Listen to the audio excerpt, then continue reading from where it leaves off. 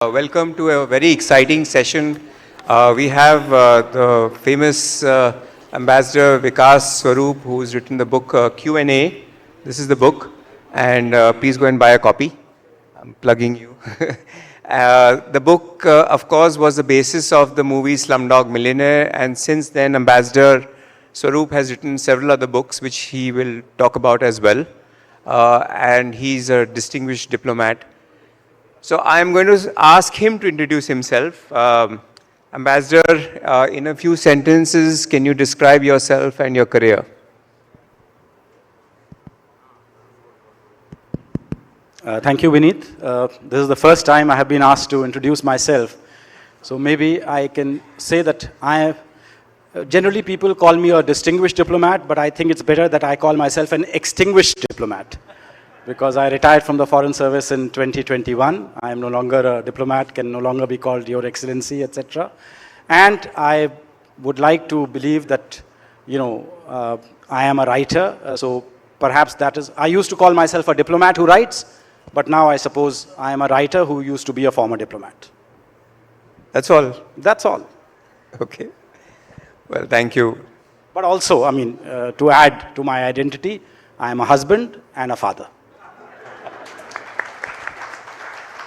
Excellent. Thank you so much. So in the book Q&A, there is a quote. The truth is the truth. And 2 + 2 is 4, even if you say 5. What is the power of storytelling in shaping public opinion, especially the parallel narratives that run today for everything? Where do you think storytelling, what role does it have and what responsibility does it have? I think that's a very important question. Stories have been there since the dawn of mankind, I would say. There have been great societies that did not use the wheel, but there have been no societies that did not tell stories. Because stories are the medium through which we make sense of the world, and the rest of the world makes sense of us through the stories that we tell the rest of the world. So I think from that point of view, stories are very, very important. If you look at it in the Indian context, how much of our cultural consciousness, our psyches, are shaped by the epics, by the Ramayana and the Mahabharata, for instance. They are part of our storytelling tradition, the oral storytelling tradition. And even when we have very, let's say, complex issues, etc., they can be simplified through storytelling. Because even the All India Management Association, what are you all doing? Eventually, you are telling stories. Whether it is stories about management, stories about philosophy, whatever. All of us are telling stories because that's the best way by which we decode the world, we simplify the world, and we assimilate the world. So I think storytelling is very, very important because without storytelling, the world would be too black and white. I think storytelling introduces that element of gray, introduces that element of nuance, which I think is very, very important in our everyday human interactions. And what about the parallel narratives that are being, talked about? Somebody talks about a conspiracy theory about something, and there's an alternative theory to things, and then you have social media that is using these narratives to their advantage. Correct. Maybe they're the false narratives, but so it's very confusing. No, I agree. But then, if you remember, when I mentioned storytelling, I did not introduce the normative aspect. Some stories are good, and some stories are bad. And I think both those kinds of stories will coexist. So it all depends, what is your mental makeup and what kind of stories you are more likely to believe. And if you believe the wrong kind of stories, you will have the wrong mental makeup. And I think that's the real problem today. I have said this publicly, that the biggest danger in our society today is not so much terrorists as the graduates from the University of WhatsApp, who are ready to believe every nonsensical forward that arrives in their mailbox, in their WhatsApp every morning, and they are ready to go to town with that, without verifying whether it is true or not. So I think that is very important. We all have to have a mental, digital fact-checking mechanism in our brains to understand what is true and what is false. Of course, the line between the two is blurring rapidly. When I was growing up, and I'm sure when Pranjal, you were growing up, what were we told? If it is in writing, if it's in print, it's true. But later on we realized that no, even if it's in print, it need not be the truth. It may be that particular newspaper's truth, it may not be the objective truth. Absolutely. In diplomacy, it is often said that if you are not on the table, you are on the menu. Correct. Absolutely. Right? So, in the current situation, how should India, and we are all referring to tariffs, how should India engage in the, and I'm not talking specific with the country, or just saying generally speaking, how should India engage today? I think what you said is absolutely true. If you're not on the table, you're on the menu. And the good thing is, India is off the menu, and we are on the table for quite a long time now. And particularly, I would say, since 2014, definitely we are on the table. Always, India used to be said to be part of the problem. Now, increasingly, India is seen as part of the solution. And if you look at our leadership on the issue of climate change, for instance, if you look at our leadership on the issue of sustainable development, I think by all accounts, India is a very important voice in global affairs. And without India, without 1/6 of humanity, that what we bring to the table, I don't think the world would be able to progress as much as it can with India's voice there. So I think the consistent thing about India's foreign policy, right, I would say from 1950 onwards, has been strategic autonomy. That we can never be a camp follower of any big country. We have to have our own strategic autonomy. We have to follow our own path. And I think that is something that has remained consistent right through the change of government. And I think India should continue down that path. We cannot be blind camp followers. We have to see what is in the best interest of India. And the great thing about India is India's USP, and as a diplomat, I have experienced this firsthand. India's USP is we are the only country that can talk to everyone. USA cannot talk to Iran. Israel cannot talk to Palestine. But we can talk to everyone. Prime Minister Modi can hug President Putin in Moscow in July, and then hug President Zelensky in Kiev in August. No other country has that ability. So I think that is what we must build on. India is the consensus builder. India is the bridge builder. India is the country that can take everybody along. That is our strength, and I think we must continue to develop and hone that strength even further.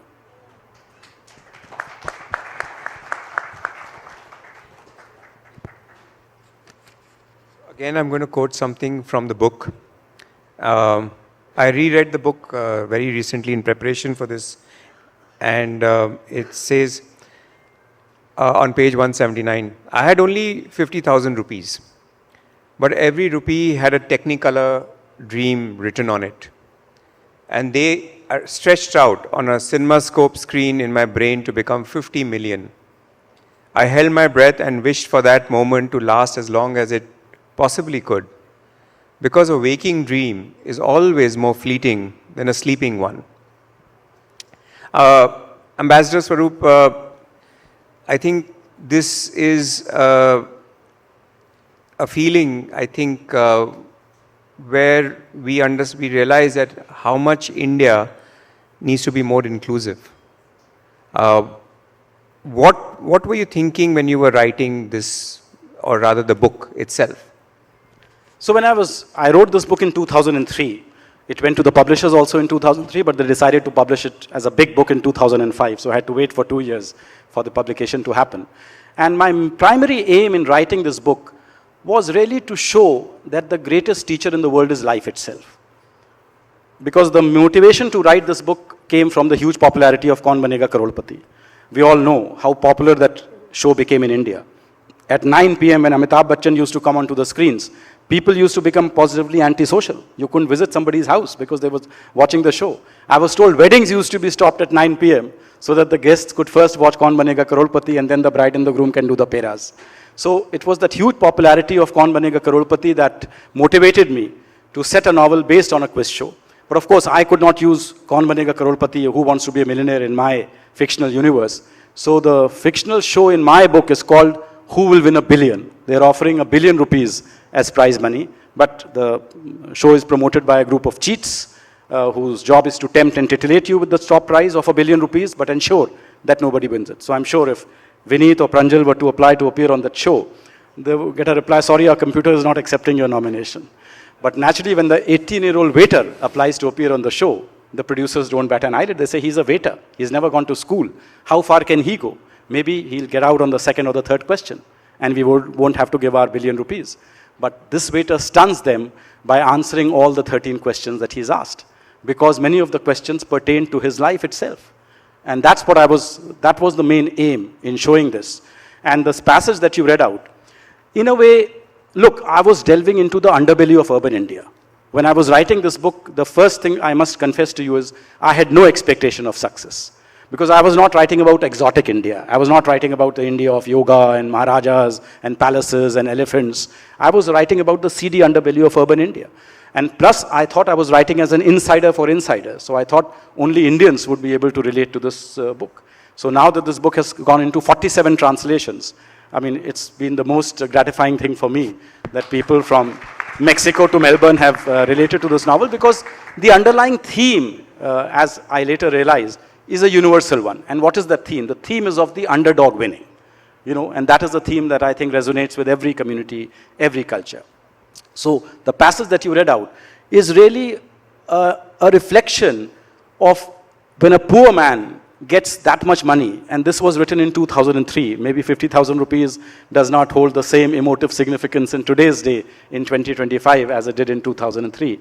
Maybe 50,000 needs to be 5 lakhs or something like that. But still, 50,000 rupees in 2003 for a poor guy who was working as a servant in a film star's house, the kind of significance it holds for him, the kind of value it holds for him, the kind of dreams it allows him to dream, that now for the first time, I have economic freedom.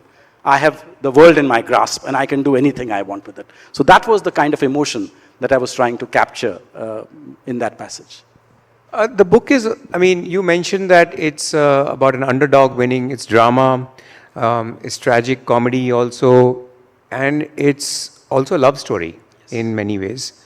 So in that sense, it's really a universal book that sort of covers many genres. But did you ever think that it was going to be that way? No, as I told you, I already answered that. I had no expectation of success. In fact, not success, but what you wanted to write in the book. Yes, this book, believe it or not, this will come as a surprise and a shock to many of you. This book was written in the last 2 months of my posting in London. This book was written in 2 months. And what has been published is my first draft. And I have never been to a creative writing workshop. I have never had English literature as my subject. So I hold myself as the ultimate inspiration for would-be writers. That if I can do it, you can do it, because I never had training to be a writer. I approached the process of writing from the process of being a reader. I was always a reader. And if I could make the transition, anybody else can also make the transition. All you need is imagination and discipline to sit down and actually write it. So when I was writing this novel, it all came to me in one package, so to speak. That there will be a quiz show, there will be a contestant who has no formal knowledge, who has street knowledge as opposed to book knowledge, and these will be the thing is, on the surface, the book looks very easy. It's just a question and answer format. But actually, if you go deeper, it was a very complex book, because when I'm revealing the private life of my hero through the public spectacle of a quiz show, I have to follow the conventions of a quiz show. And every quiz show has a convention. Easy questions come first, the difficult questions will come later. The questions have to be a broad mix, popular culture, history, geography, countries and capitals, things like that. So I had to follow the conventions of a quiz show and ensure that there is an organic connection between the questions and the answers. It should not feel that, because he wanted this question to be answered, that's why he put this story. Many years ago, I'd gone to China and for the World Economic Forum conference, and when we were going in that city, there were lots of large flex screens that were put up, which was basically blocking all the poor areas when you're driving to your hotel from the airport into the city. The underbelly of India is very visible. And I think the transition of the book to a movie probably, if I may say so, exposed India in terms of whatever is our underbelly. Did you feel that it was the movie, though addressed it really, it shouldn't have done it so much? Look, the movie got into a lot of controversies, as we all know. Some people called it poverty porn. Some people said that, even Taj Mahal is shown through a layer of filth, etc. And it generated a lot of controversy in India. In fact, the Slum Dwellers Association of India actually filed a case against the producers and against me, saying that by calling your film Slumdog Millionaire, you are calling all of us who live in slums dogs. So the first thing I had to tell them was that please exclude me from this lawsuit because my book was called Q&A. It was not called Slumdog Millionaire. But then, the case actually went to trial. I think it was the Chennai High Court. And eventually the judge said, this is nonsense. There is no word called slumdog in the Oxford Dictionary. So this is a made-up word. And there is no question of, this case. So they threw it out. The Slum Dwellers Association of India lost the case. They immediately went and they purchased 2 dogs. And they named one dog Danny and one dog Simon. Danny for Danny Boyle and Simon for Simon Beaufoy, who wrote the screenplay. Okay. The other question is also related to this subject is India's soft power. And we heard a little bit about it today in the minister's speech as well as, we talk about it a lot. We don't leverage it enough, clearly. Other than the ones that are most obvious, for example, yoga or spirituality or even Indian food, the Balti curry in UK. What is India's hidden soft powers? This is really an out-of-syllabus question. Okay, what is India's hidden soft power? Having been a diplomat for 35 years and having been posted to many countries where we had a large Indian diaspora, I would say the Indian diaspora is India's hidden soft power. The first of the many hidden soft powers that we have. Because the diaspora is now 36 million strong. We have 36 million people of Indian origin who are either Indian citizens, meaning they are NRIs, or they are persons of Indian origin living outside India.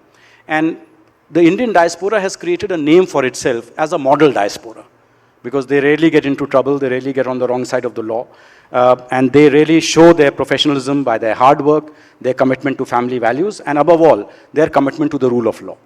And then, of course, the diaspora is now excelling because that generation which graduated from Indian IITs in the 50s and 60s or the 70s, they have now come to positions of real power and influence across the world. So I was just looking at some statistics. By some statistics, 10% of Fortune 500 companies have Indian origin CEOs. 16, of course, are very well known, but even many other smaller Fortune 500 companies have people of Indian origin as the CEOs. And I think they present a very tech-savvy, a very good image of India. Because no other country, I think, apart from locals, Americans would be CEOs of American companies. I don't think any other country can boast of as many people heading global multinational corporations as India does. So I think that is the first. The second, I would say, our epics. When Prime Minister recently went to Bangkok, he witnessed a performance of the Ramayana. And we don't realize that how much our Ramayana and Mahabharata has influenced cultural traditions all across Southeast Asia, even as far as Suriname and Mauritius, which of course has an Indian diaspora. But next month I'll be visiting the largest Hindu temple in the world. And it's not in India, it's Angkor Wat in Cambodia. So, all this, I think these are facets of Indian soft power, plus the fact that we are the birthplace of, 4 major religions, Hinduism, Buddhism, Sikhism, and Jainism. And the fact, most importantly, that we provide a model of syncretic coexistence among all the religions. I think that itself is India's greatest power.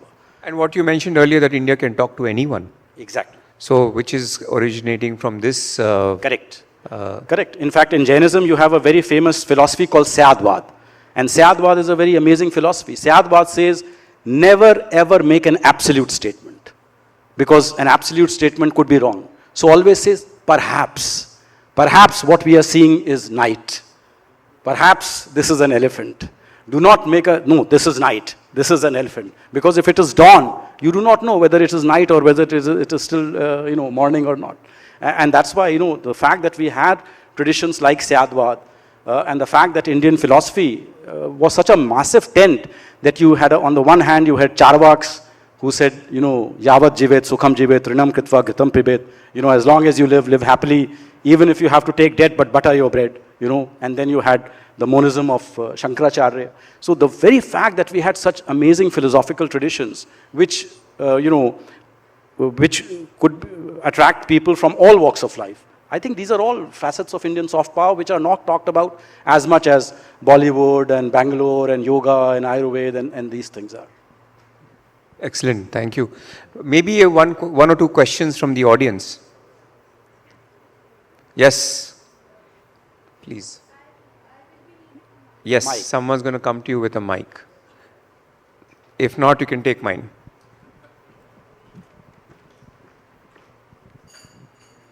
Thank you so much for giving me this opportunity. And my name is Astha. I am working as a project coordinator at WePlant India. So my question to you, sir, is मैंने Slumdog की movie देखी हुई है, to be very honest. तो उसमें like पूरा करोड़पति type ही है. कौन बनेगा करोड़पति? Because उसके जो producers हैं yeah. are the producers of Who Wants to Be a Millionaire. They are the producers who produced this film. Yeah. Yes, sir. So, my question to you is, you have, मतलब आपने एक objective, एक frictional character को background ऐसा दिया है जैसे, and he is being through struggles for his whole of this life, youth में वो पूरा struggle किया है. तो अगर मिलियनेयर होता पहले एंड फिर उसके बाद he'll be a beggar or something like that, सब कुछ लुट-पुट गया है टाइप, तो फिर मतलब ऑपोजिट अगर रोल होता तो फिर कैसा मूवी बनता? आभा आपने बहुत अच्छा आइडिया दे दिया है. Next book will be called millionaire Slumdog. You know, वो मिलियनेयर था, उसकी बहुत बड़ी कंपनी थी, फिर ट्रम्प आ गया, उसने टैरिफ लगा दिए, वो स्लमडॉग बन गया. Brilliant. Sir I'll request you, sir, कि आप Slumdog Millionaire 2 बनाइए. Slumdog Millionaire, you see, जिस कंपनी के पास ये राइट्स थी, उन्होंने बहुत रिसेंटली ये राइट्स एक प्राइवेट कंपनी को बेच दी हैं, और उस कंपनी ने ऐलान किया है कि वो इसके ऊपर एक सीक्वल बनाने जा रहे हैं. तो Slumdog Millionaire का एक सीक्वल होगा. मुझे अभी तक अप्रोच नहीं किया गया है. Maybe it's the sequel of the film and not the book. But जो भी है, द वेरी फैक्ट कि Slumdog Millionaire आई थी 2008 में, अब हम 2025 में हैं. अभी भी अगर if this film is still attracting attention and people are still willing to make a sequel on it, which means कि कहानी अच्छी रही होगी. Vineet, I couldn't find this movie in any of the OTT channels. Because as I said, it is the what should I say? It is now the highest grossing independent film in history. It was made by an independent producer, not by any of the Hollywood studios. It was not made by Fox or Warner Brothers or Sony or Columbia. It was made by an independent, and they deliberately do not license it out. So I had to keep watch it very exclusive. I had to watch it on YouTube, unfortunately. Yes, exactly. I want to ask a question as audience, even though I'm sitting here. So for you, Ambassador, there is now from storytelling, the phrase is narrative. Yes, narrative. Right now, if either we narrative, look at non-fiction or narrative. And some former ambassadors have written the books about how narratives have been created about Europe, about America, about the developed world, about the developing world. In that play, has the narrative about India improved? How has it transformed in the last few decades that you see? Because we have to move beyond the exotica to a country, an economy of serious reckoning, as you refer to. That's a very good question, Pranjal.